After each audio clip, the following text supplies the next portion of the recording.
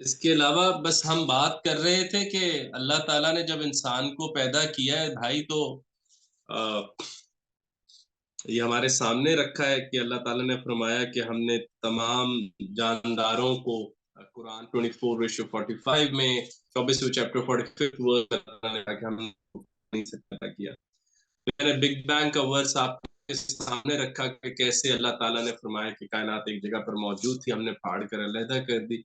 یعنی کہ اتنا ڈینس تو مادی کائنات کی بات ہے. ہمارا مسئلہ تو آج جو کائنات میں بایولوجیکل بینگ انسان ہے اس کے اوپر کچھ بات کرنا ہے.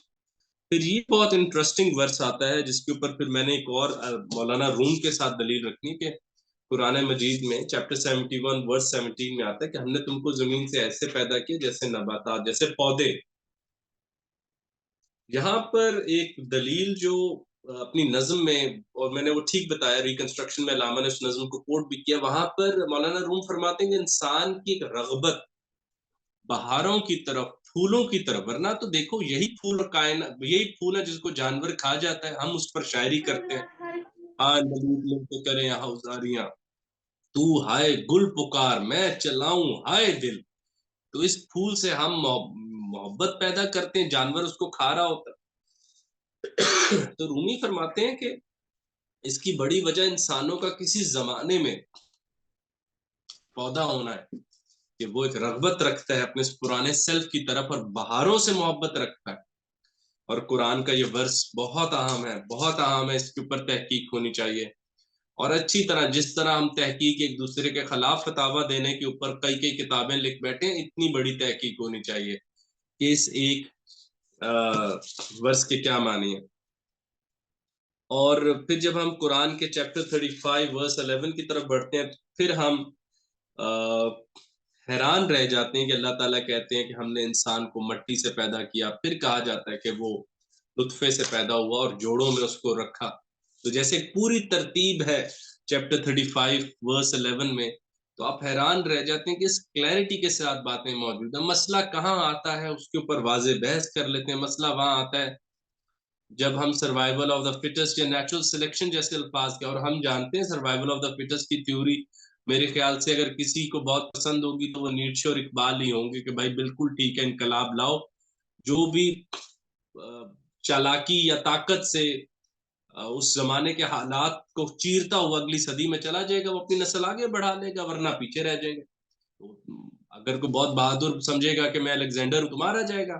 تو فٹسٹ جو ہوگا، جو سب سے دانا ہوگا یا سب سے اڈیپٹیبل ہوگا حالات و واقعات کے ساتھ، ماحول کے ساتھ، وہ آگے چلا جائے گا. تو تھیوری تو نیٹشے کو بہت پسند آتی ہے اگر اس میں فٹ کا ورڈ اسٹرانگ کے معنوں میں یوز کیا جائے.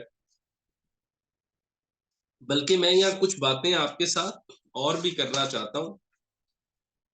وہ یہ ہے کہ یہ تو ہوگی باتیں، اس کے میں سوال جواب پہ بھی بات کر لیں گے کہ ہمیں ڈارون سے کیا مسئلہ ہے یا ڈارون کو ہم سے کیا مسئلہ ہے. تو میں نے آپ کے آگے رکھا، دونوں نے کہیں ایک دوسرے کے متعلق کچھ نہیں کہا. مسئلہ ان ذہنوں کا ہے جو بضد ہیں اور کسی مخصوص معنوں میں کائنات کی بڑی ترین چیزوں کو ڈھالنا چاہتے ہیں، یا اپنی حدود کے تحت، اپنی ذہنی حدود کے تحت وہ کائنات کی سب سے افاقی کتاب، سب سے بڑی کتاب کے معنی طے کرنا چاہتے ہیں، اور چاہتے ہیں کہ پوری تاریخ میں، یعنی جب سے انسانیت شروع ہوئی اور آخر، اب ہمیں تو نہیں پتا، اب تو اے آئی نے تو مورٹیلٹی ایسے گفتگو کر رہی ہے جیسے گھروں کی باتیں ہوں، تو اب تو نہیں پتا کہ 40,000ویں صدی تک کائنات چل رہی ہے. تو وہ وہاں تک کا مطلب کہ آپ وہ تشریحات دیں، وہ تفاسیر دیں، وہ معنی دیں جو اس span of time thousands of years کے اوپر بات کو سٹیبل رکھ سکیں. یہ نہ ہو ہماری ویڈیوز ہمارے بچوں کو دکھا کے کہیں دیکھو تم اس سائنسی تھیوری کو اس آیت سے جوڑتے تھے تو تھیوری تو غلط ثابت ہوگی، اب بتاؤ کیا کرنا. تو ڈارون کے ساتھ صلح کراتے ہوئے بھی اتنی احتیاط لازمی طور پہ رکھیں جو میں نے اپنی طور پہ آپ کے سامنے رکھی ہے کہ ڈارون کا کام بالکل درست ہے، ابھی تک نتائج دے رہا ہے. اور مذہب اور قرآن کی فکر میں نے آپ کے آگے رکھ دی ہے، اور آپ کا ذاتی، اب یہ جس طرح آپ کی ذاتی ذمہ داری، اب گاڑی مجھ سے پوچھ کے تھوڑی لیتے ہیں، یا آپ صبح جو اسکول کالج کپڑے پہنتے ہیں اچھے اجلے مجھ سے پوچھ کے، تو اب آپ اس ذمہ داری کے ساتھ ان چیزوں کو پڑھیں اور ایک نیا ماڈل کنسٹرکٹ کریں کہ مذہبی فکر کیا کہتی ہے. تو آپ دیکھتے ہیں کہ قرآن مجید میں جو مشابہات والی باتیں ہیں اس کے پیچھے بھی میں نے اس کتاب سے سیکھا کہ مقاصد یہ ہیں کہ انسان کیوریس رہے اور نئے سے نئے معنی ہر دور کے مطابق پیدا کرتا رہے. آپ یہی دیکھیے کہ آئنسٹائن سے پہلے اسلام یا کسی بھی مذہب، خواہ بھگوت گیتا کیوں نہ ہو، اس کا تصور وقت سائنسدانوں کو فلاڈ لگتا تھا. وہ ہنستے تھے کہ اچھا وقت میں بھی تغیر ہوتا ہے، یعنی وقت ایک جیسا نہیں ہوتا. لیکن آئنسٹائن کی تھیوری کے بعد ان کو اپنے دلائل واپس لینے پڑ گئے.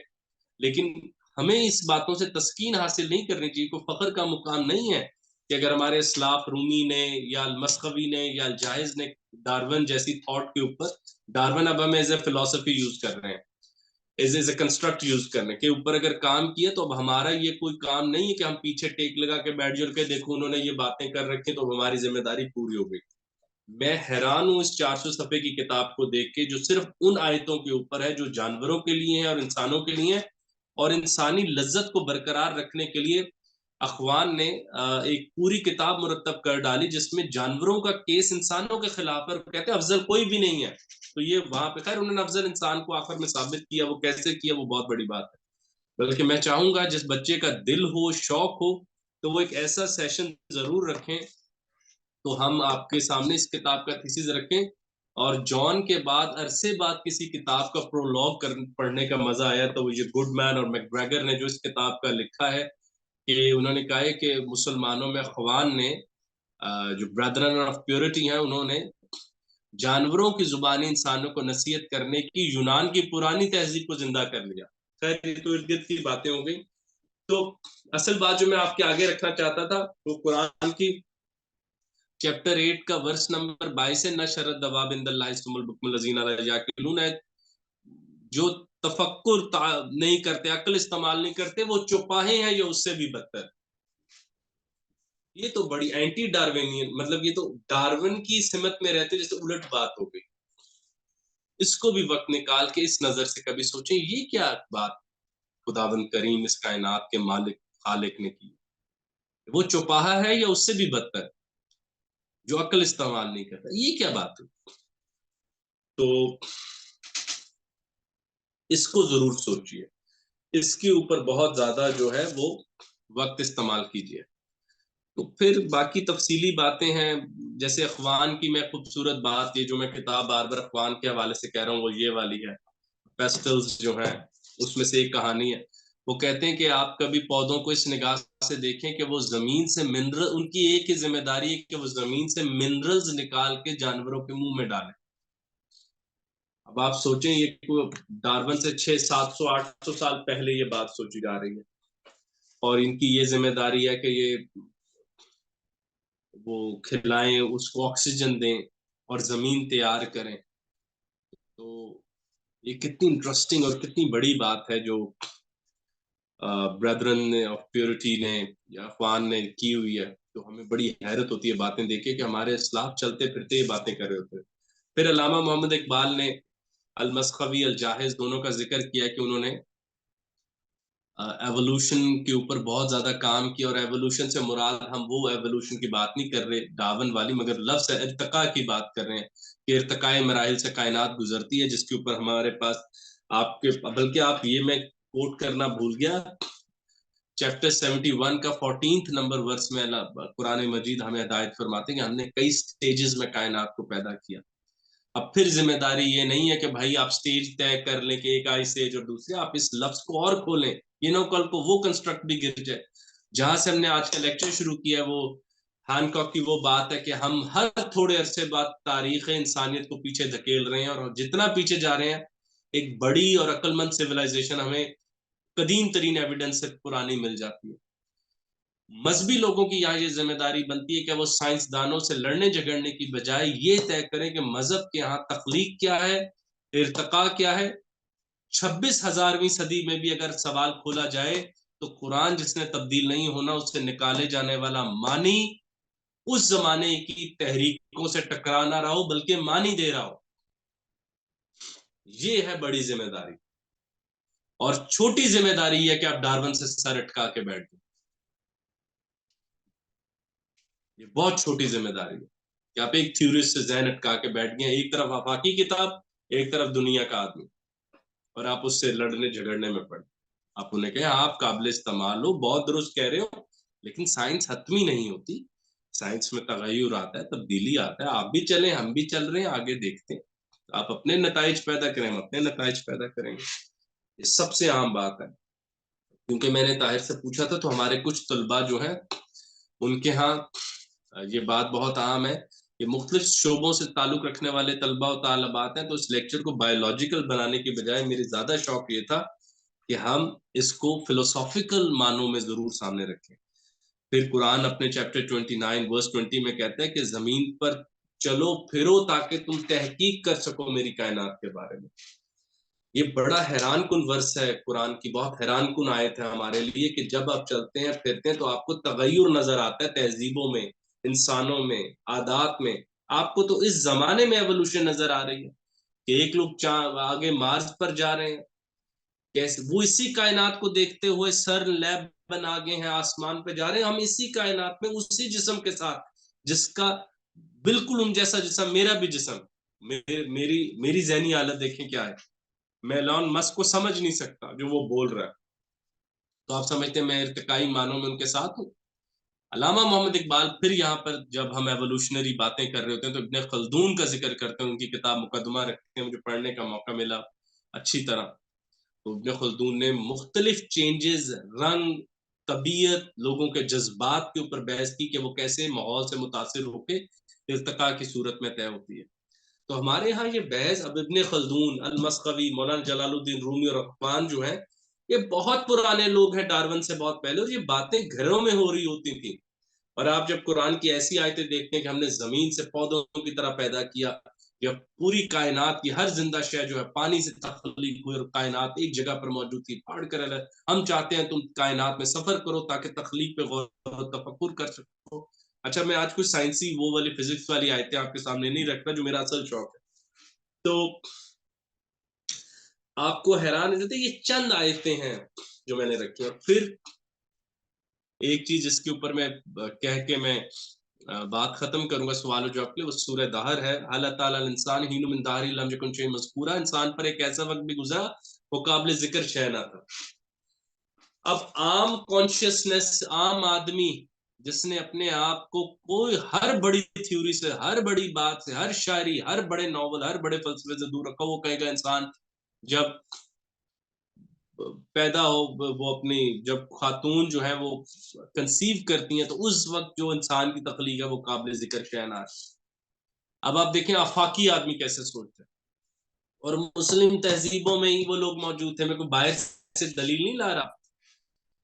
وہ کہتے ہیں کہ انسان جس وقت اللہ تعالیٰ قرآن مجید میں فرماتے ہیں کہ پوری کائنات پانی سے پیدا ہوئی, تو انسان پر ایک ایسا وقت بھی گزرا تھا, یعنی وہ کوئی مائکرو آرگنزم میں تھا اور ارتقاء میں پیچھے تھا. اب یہ بات کرنی کنکلوسیو کہ پھر اچھا خور پہلے میں یہ بات کروں, میرا ذہن میں وہ آگے جا رہا ہے. وہ قابل ذکر شے نہ تھا, وہاں بڑی انٹرسٹنگ ہے کہ ایک آدمی یہ معنی نکال رہا ہے اور دوسرے ہمارے ہی مفسرین یہ معنی نکال رہے ہیں جب انسان کسی مطلب مائکرو آرگنزم امیوبک فارم میں, کسی ایسی فارم میں موجود ہے, اسی کائنات پر ہی تھا لیکن قابل ذکر شے نہ تھا.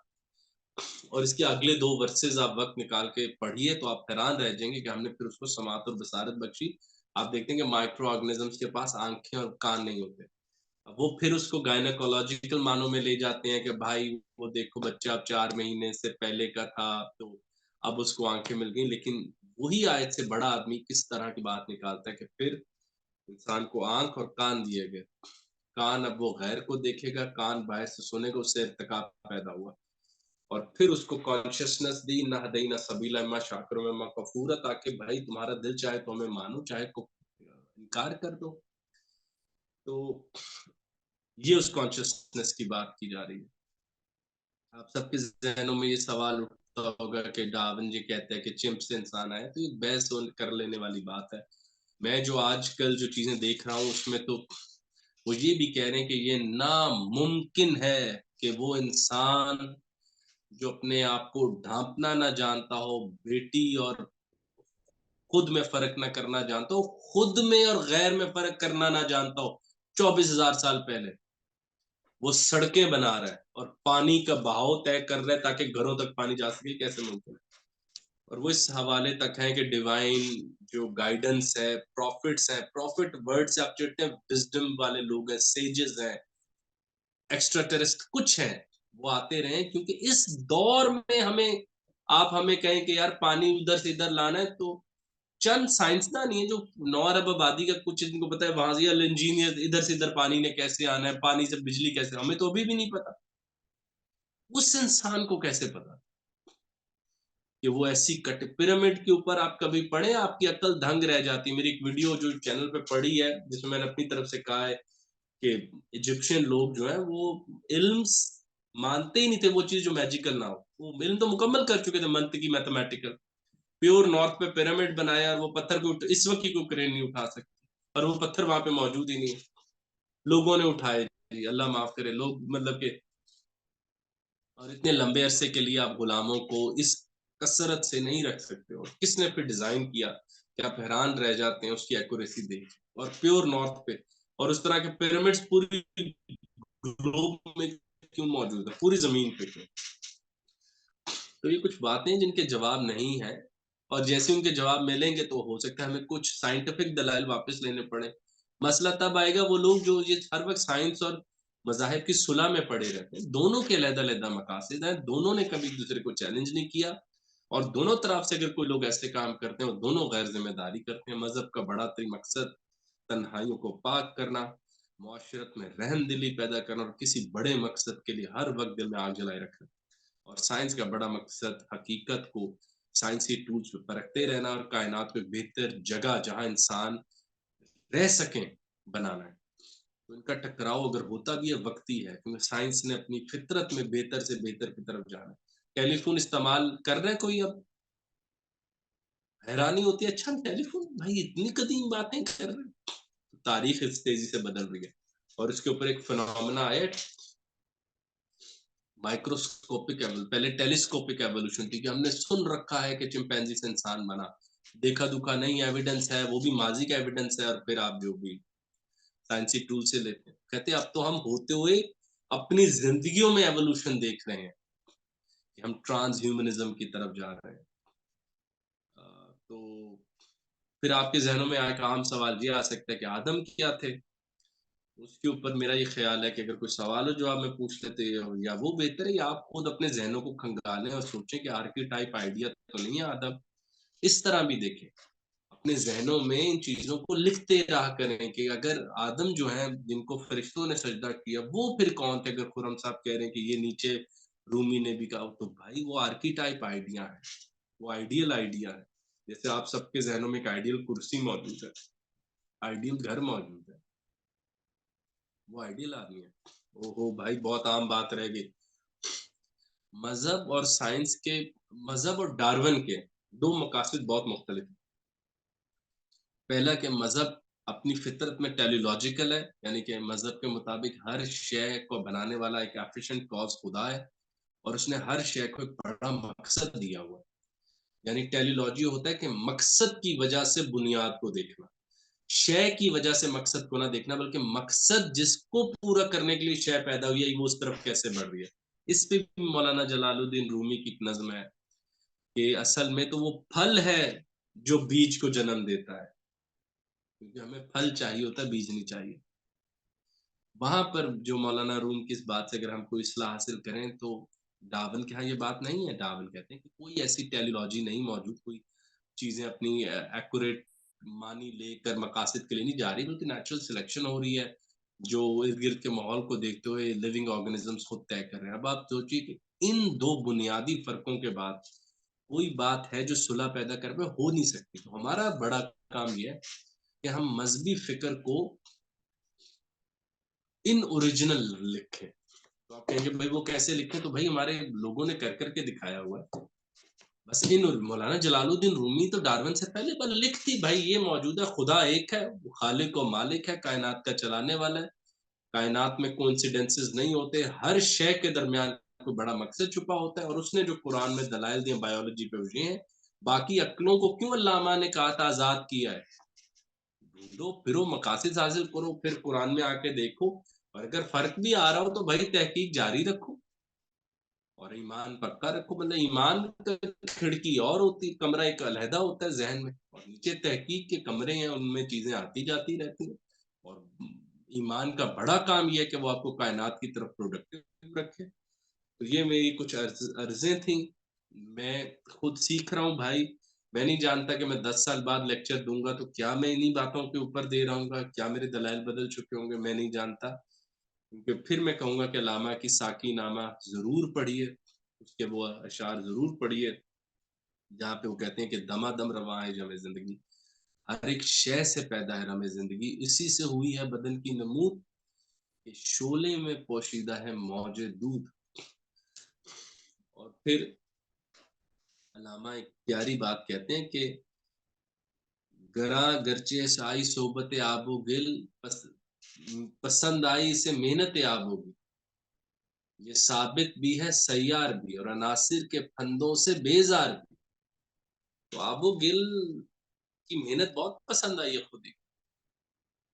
तो हमारे बड़े तो ये जिम्मेदारी से काम कर गए हैं, लेकिन हम क्योंकि मेहनत करना नहीं चाहते, हर साइंसी थ्योरी को या तो ढूंढना चाहते हैं अपनी किताबों में या उसके खिलाफ। मजहबी किताब आती इसलिए कि वो हमारी तरफ देखें कि अगली वैक्सीन, भाई बीमारी आ गई अब वैक्सीन बनाए, फूड क्राइसिस आ गया, वो हमारी तरफ देखें। तो अब ऐसे हो नहीं रहा। तो वरना आप सोचें क्या रूमी के जमाने में ऐसी महफिल हो सकती थी? रूमी के होते हुए गए थे, भाई लिख तो दिया, आप क्या ढूंढ रहे हो? तो अब सवाल ऐसा है कि हम अपनी, अब मैं आज मुझे रेफरेंसेस देने के लिए अपने 1200 कह रहा हूँ, 800 700 साल पहले के असलाफ की तरफ जाना पड़ा है कि भाई हम पढ़े लिखे थे। तो ये जवाल की कहानी है जो मेरी जुबानी आपने सुनी है। तो साइंसी जहन बहाल रखें, कायनात में प्रोडक्टिव रहें, जदीद साइंसी तहकीक पढ़ा करें, किताबें पढ़ा करें, और मजहबी फिक्र के लिए, मजहबी ज़ौक़ के लिए अपनी ज़िंदगी भी मुख्तस रखें, और ईमान से वो बड़े फ़ायदे उठाएं कि जो गैर साइंसी जहन है वो हैरान रह जाए कि मजहबी आदमी इतनी गहराई में सोचता है। फिर सब ये बहसें मसनूई हैं। तो आप सबका बहुत शुक्रिया। तो बहुत शुक्रिया सर, आपने इस्लाम में इंसानी इर्तिक़ा के मौजू पर बेहतरीन लेक्चर दिया, और मुझे उम्मीद है कि हमारे तलबा इससे मुस्तफ़ीद हो चुके होंगे। अब आते हैं तलबा के सवालात की तरफ। आप सब बारी बारी अपने सवालात पूछ सकते हैं। And I'm really, really happy for all the things that you talked about. But because you mentioned Iqbal and philosophy several times, and thinking and knowledge, sir, I want to ask you something very specific. I think it's slightly off topic, but it still is related to Iqbal and knowledge and thinking and science. So पूछिए, मैं भाई अपनी लाइल्मी पे फख्र करता हूँ, इल्म है नहीं, आप खुल के सवाल कीजिए। उर्दू में कर okay, sir. सकते हो। हाँ हाँ, जैसे दिल आए। Okay, sir. Sir, I read a book. Of course, I mean there are a lot of books. So, like, it mentions Immanuel Kant's argument against rationalism, sir.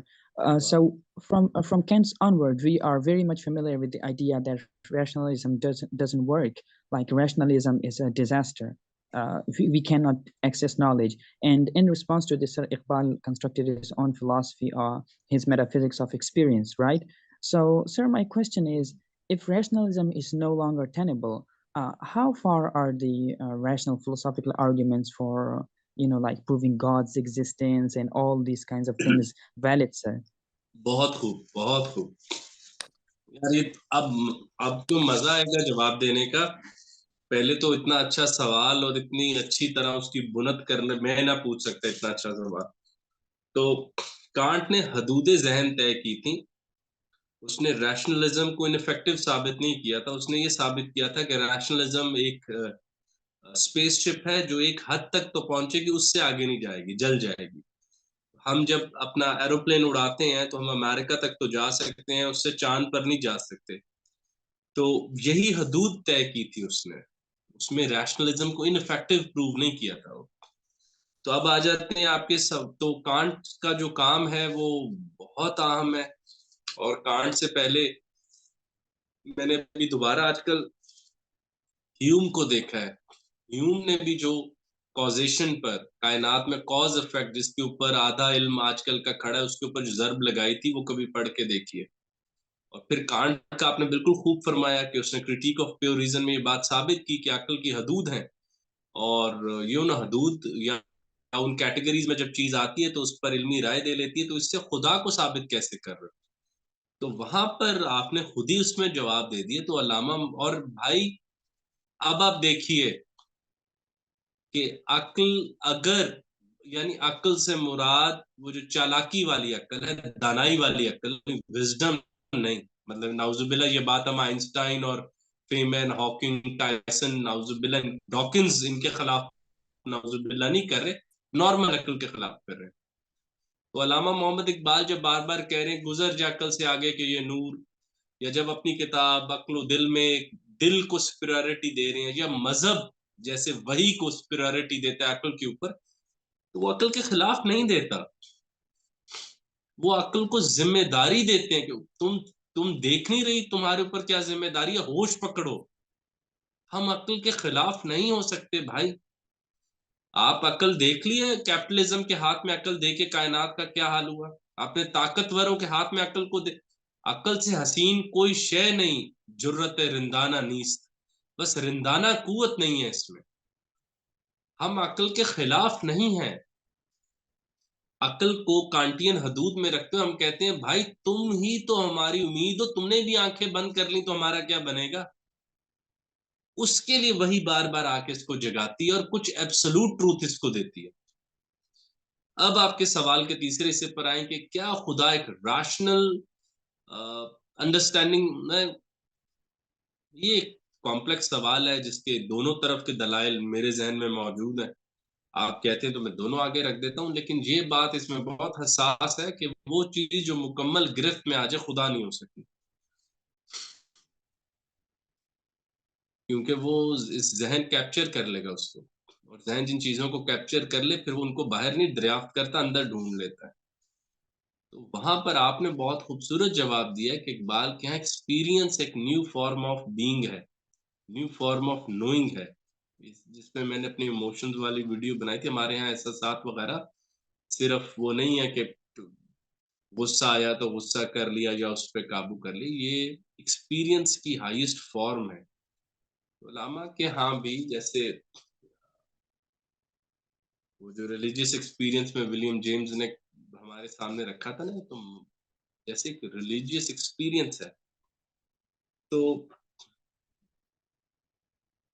خدا کو آپ کے ماتحت کرنا کافی, آپ کی بات اس حوالے سے درست ہے کہ وہ کافی ناقص بات ہے.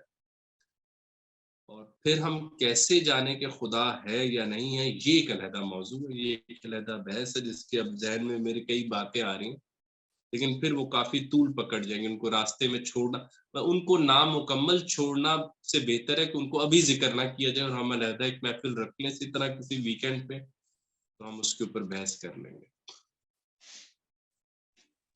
Okay, sir. Sir, can I ask another question? بھائی میں نے تو پہلے کوئی صحیح جواب نہیں دیا, آپ پھر بھی پوچھ رہے ہیں, لیکن ضرور پوچھئے. Okay, sir. So you mentioned absolute truth, sir.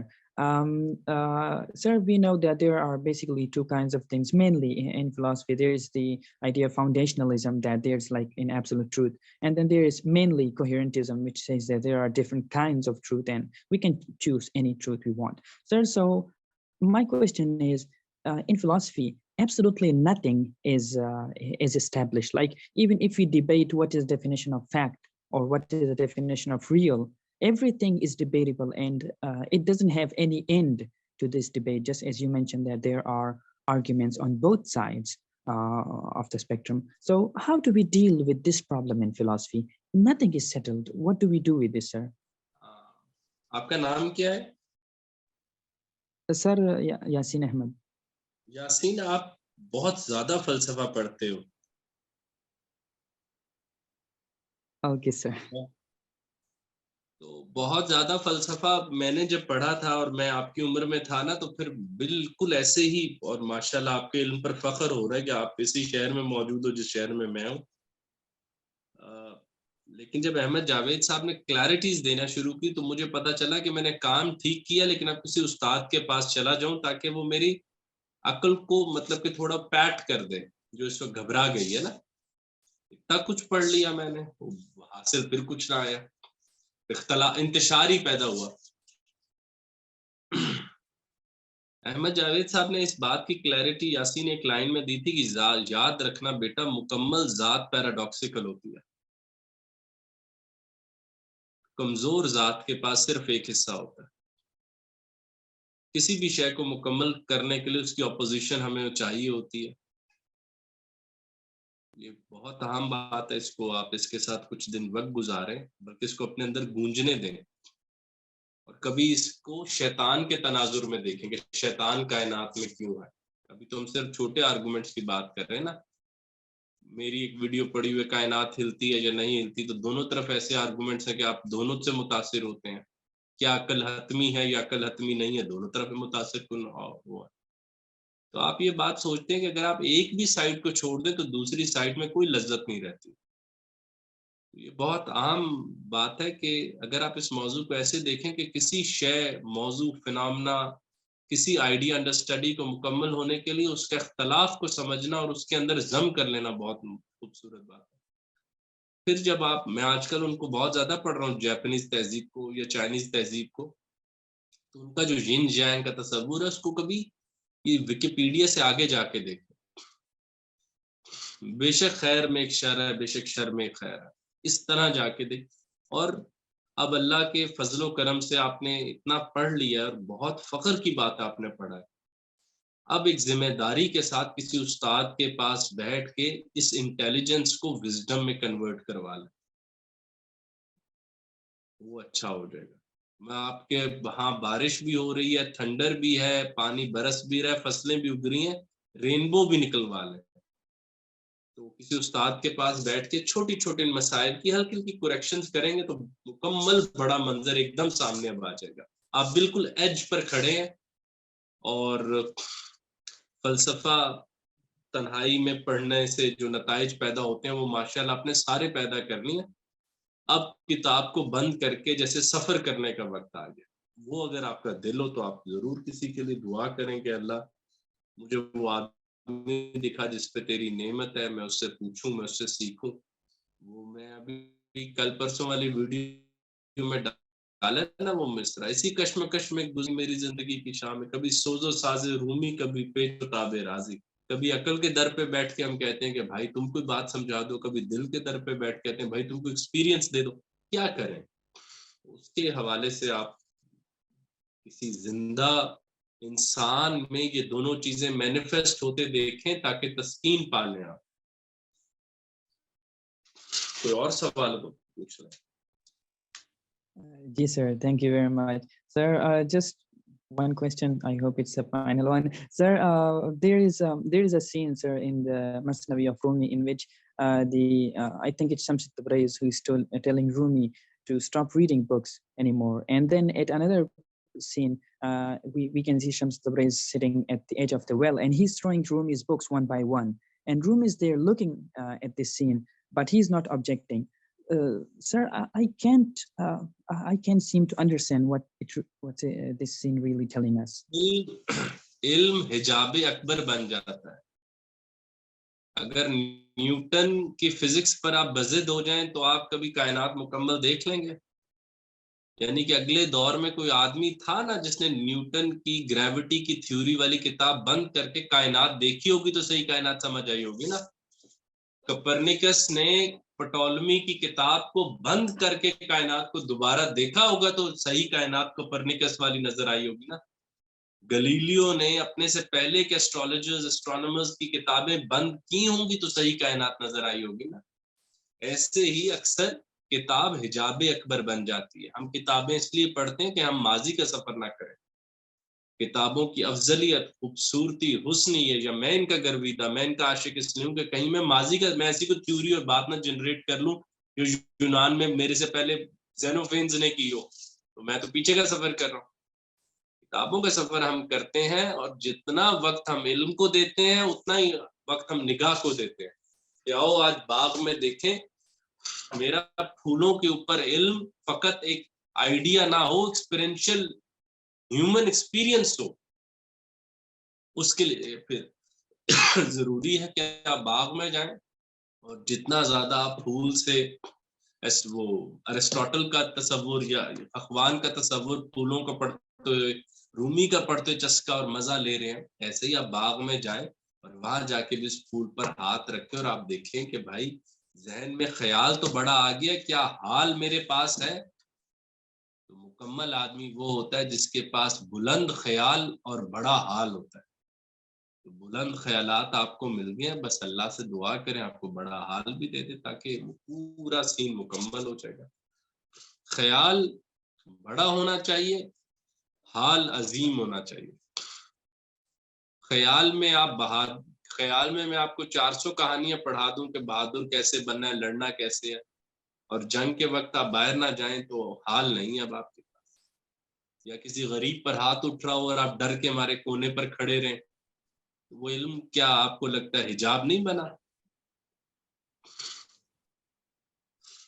G sir. Sir, how will a person know that, like, sir, this is like this kind of this amount of knowledge is enough, sir? Because I always feel like if I read one book, I feel like I need to read 100 more, and if I read 100 more, I feel like I need to read 1 million more. So it feels I don't know what's. اسی لیے تو احمد جاوید صاحب کہتے ہیں نا کہ لا متناہی کو گننے کا نام علم نہیں ہے. انفائنائٹ پارٹیکلز، اگر بکس پارٹیکل ہیں تو انفائنائٹ پارٹیکلز کو گننے کا نام علم نہیں ہے احمد جاوید صاحب. علم ہے کہ آپ کے آگے کوئی بھی موضوع رکھا جائے اس کو فلسفائز کر لینا، کوئی بھی موضوع. میں تو مطلب کہ آپ درخت رکھیں تو آپ ایک دم اس کے اوپر ایک بڑی رائے دے کے دکھائیں. ذہن میں آپ یہ نہ چلے جائیں دیکھنے کہ افلاطون نے اس پر کیا کہا تھا. وہ جاننا بہت ضروری ہے، لیکن آپ کی ذاتی رائے کہاں گئی، وہ علم ہے. کیونکہ جو باقی علم ہے وہ تو اب ChatGPT software وغیرہ نے آ کے بتا نہیں دیا کہ بھائی تم کتنی کتابیں یاد کر لو، کتنی حدیثیں یاد کر لو گے. اے آئی آرٹیفیشل انٹیلیجنس سے زیادہ رٹا مار لو گے. بتاؤ تمہاری آواز کیا ہے وہ بتاؤ. تو علم ایسا پیدا کریں، ایسا رکھیں جو فلسفائز کر سکیں فوری طور پر کسی نئی موومنٹ کو. اور میں طاہر سے کہوں گا کہ آپ کے پاس جب وقت ہو تو آپ آ جائیں، ہم کسی دن بیٹھ کے ملاقات ضرور کر لیں. اگر آپ کے دل میں آئے تو میں حاضر ہوں ہمیشہ. Okay, sir. Inshallah. Thank you, sir. Thank you very much for your time. کوئی اور کوشچن کرنا چاہتے ہیں تو آپ کوشچن پوچھ سکتے ہیں ابھی. اوکے سو چونکہ ہمارے سوالات کا سیشن بھی مکمل ہو چکا ہے تو اسی کے ساتھ ہمارا ویبینار اپنے اختتام کو پہنچا ہے. میں ایک بار پھر سر خرم الہی اور اپنی ساتھی طلباء کا شکریہ ادا کرتا ہوں. امید ہے کہ یہ ویبینار کسی طرح آپ سب کے لیے مفید ثابت ہو چکا ہوگا. اور سیکنڈلی چینل پر ہے نا طاہر؟ جی سر، اگر کسی نے اس کو واپس دینا ہے تو اس کا ریکارڈنگ ہم نے کیا ہے، ہم اس کو چینل پہ ڈالیں گے اور اس کا لنک میں آپ کے ساتھ شیئر کروں گا. اور سر کا جو یوٹیوب پہ چینل ہے تو خرم الہی آفیشیل کے نام پر ہے. بہت شکریہ، بہت شکریہ.